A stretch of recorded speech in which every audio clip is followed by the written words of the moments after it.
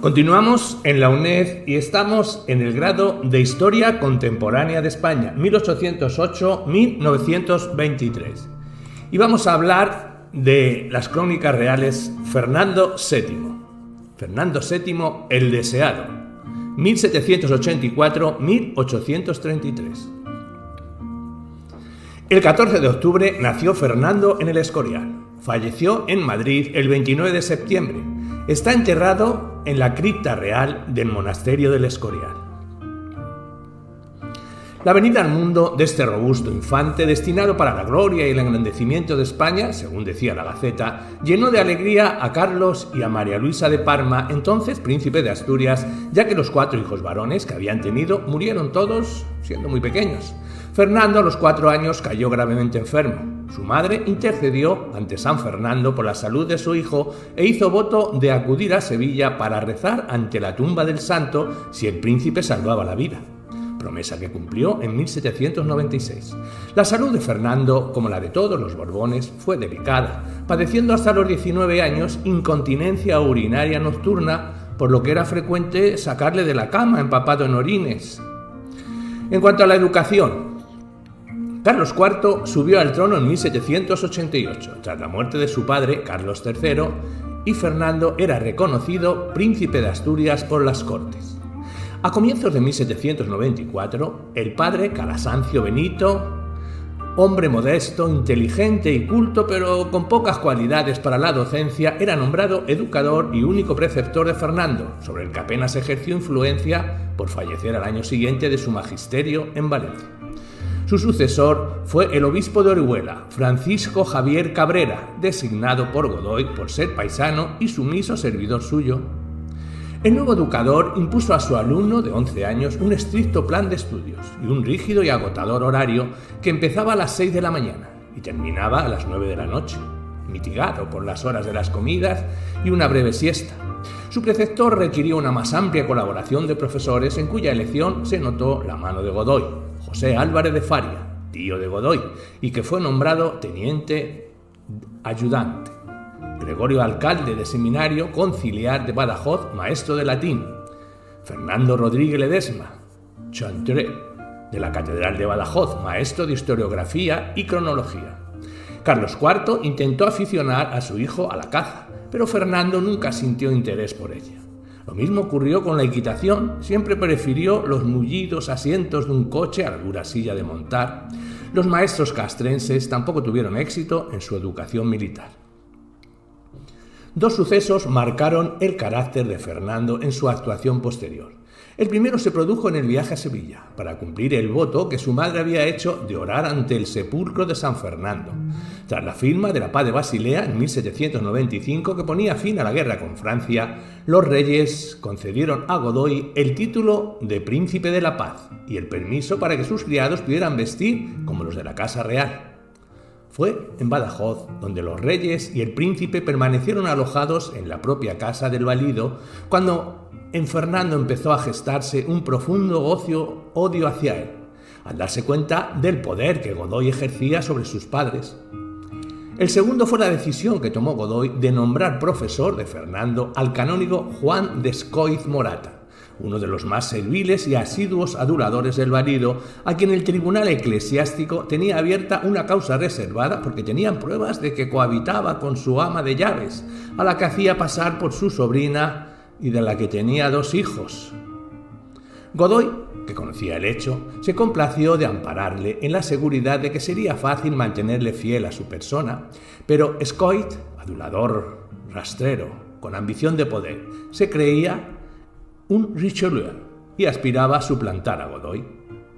El astuto Escóiz se dio perfecta cuenta del temor que tenía Fernando a que Godoy le arrebatara la corona, aprovechando este miedo en beneficio propio. En vez de instruirle, se dedicó a inculcar un odio feroz a sus padres y a Godoy, para lo que no tuvo que hacer un gran esfuerzo, ya que encontró una mente receptiva.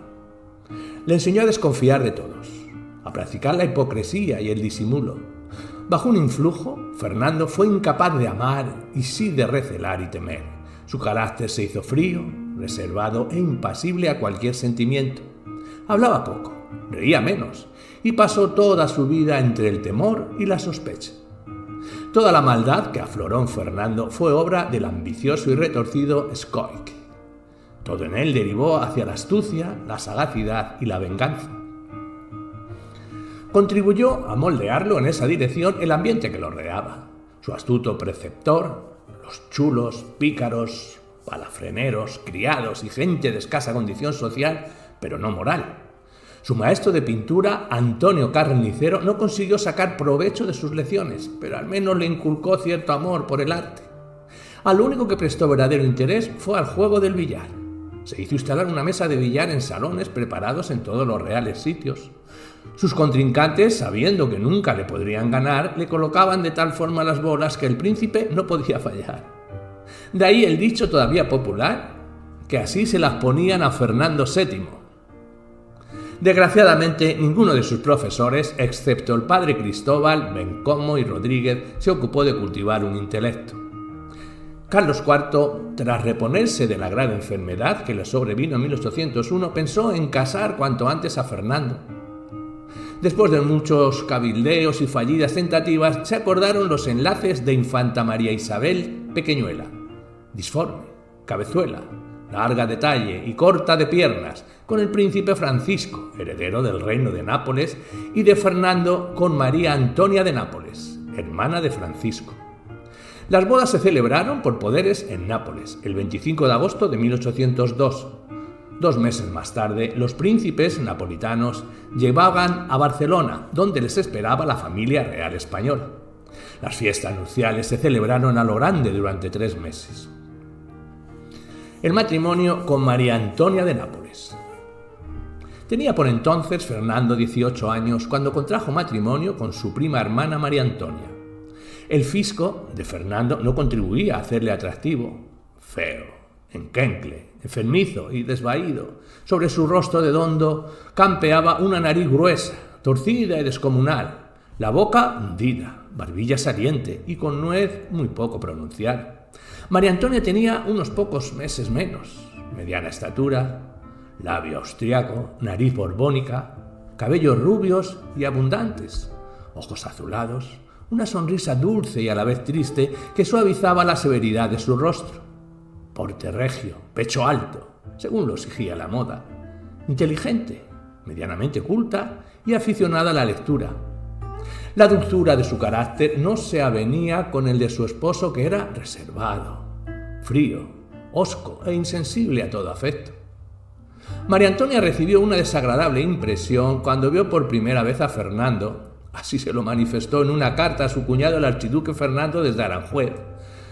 Bajó del coche y veo al príncipe. Creí desmayarme. En el retrato parecía más bien feo. Pues bien, comparado con el original, es un Adonis y tan encogido.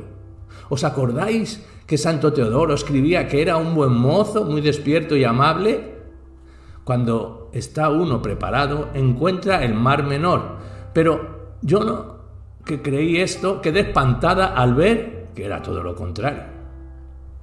Pese a las insinuaciones de María Antonia, transcurrió casi un año sin que el matrimonio se consumara. Todo parece indicar que Fernando sufría una impotencia pasajera, a lo que se añadía un total desconocimiento del sexo opuesto.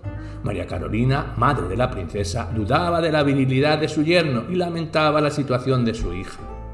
El carácter alegre de María Antonia se agrió pronto. A la amargura de tener que soportar un marido celoso, antojadizo y caprichoso que le prohibió gozar del placer de la lectura, se añadieron la rigidez de la etiqueta palaciega y las tensas relaciones que mantuvo con su suegra. Los epítetos que María Luisa de Parma aplicaba su nuera, reflejados en la correspondencia que mantuvo con Godoy, son todo un poema.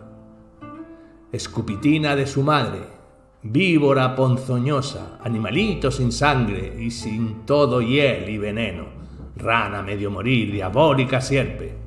Todo cuanto María Antonia le parecía censurable, pecaminoso, inconveniente. María Carolina tampoco tenía una gran consideración a su nuera, la infanta María Isabel. Quejándose de la infame conducta de la corte de Madrid, escribía a Gallo desde Portici: Después de la condescendencia que tenemos con la pequeña bastarda, le aplicaba este epíteto porque se atribuía a Godoy la paternidad de la infanta, epiléptica, que poseemos, y a la que quiero porque es buena y no es culpa suya haber sido procreada por el crimen y la maldad. Por fin, María Antonia perdió la virginidad en una noche en que tras el coito, Fernando, en un raro momento de entrega, confesó a su esposa el odio que sentía por Godoy, y ella, en otra confidencia, le respondió que también le detestaba. Si antes María Antonia se quejaba a su madre de la nulidad que tenía por marido, ahora le confesaba que no me lo puedo quitar de encima, y calificaba a su esposo de auténtico fauno y macho cabrío.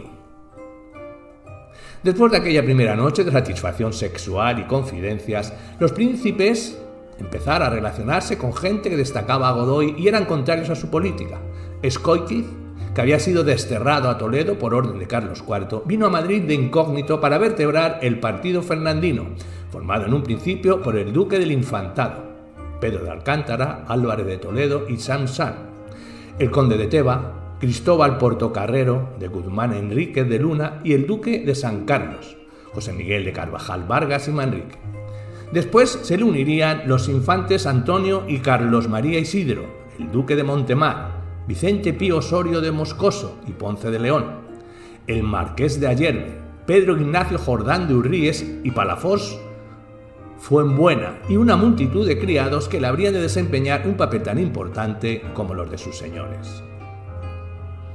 Los fernandinos siguieron por oposición una política opuesta a la de Godoy, anglófila o francófana, enarbolando la bandera del odio a Valido y a los reyes padres, depositando las esperanzas en el buen gobierno que se esperaba de Fernando, a quien ya se empezaba a llamar el deseado. Godoy y la reina María Luisa estaban al tanto de las reuniones y de las intrigas que se fraguaban en el cuarto de los príncipes, de las que era un asiduo contertulio el embajador inglés. Y la reina, no sabiendo qué decisión tomar, preguntaba a Godoy: ¿qué haremos con esa diabólica sierpe de mi nuera y el marrajo cobarde de mi hijo? La dedicada salud de María Antonia se fue deteriorando. En noviembre de 1804 tuvo un aborto del que apenas sí se recuperó.